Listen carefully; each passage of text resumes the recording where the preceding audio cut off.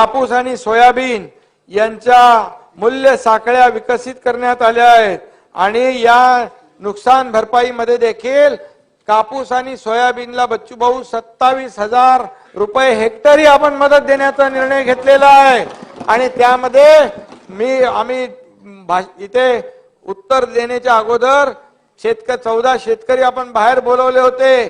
Symbolic त्यांना 27,000 गुणिले 3 hectare 81,000चा check देखील आपण त्यांच्या हातात देऊन आलोय आणि संध्याकाळी त्याच दिवशी डीबीटीने त्यांच्या खात्यात पैसे जमा झालेले आहेत आणि त्यामुळे अध्यक्ष महोदय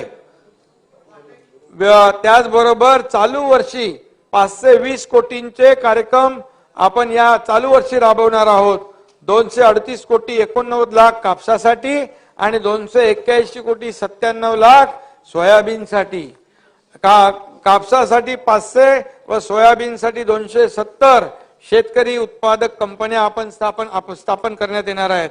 त्याचबरोबर मगाशी सांगितलं मी धानाच्या बोनसचं सांगितलं, त्याचा लाभ जवळपास 6 लाख शेतकऱ्यांना मिळणार आहे.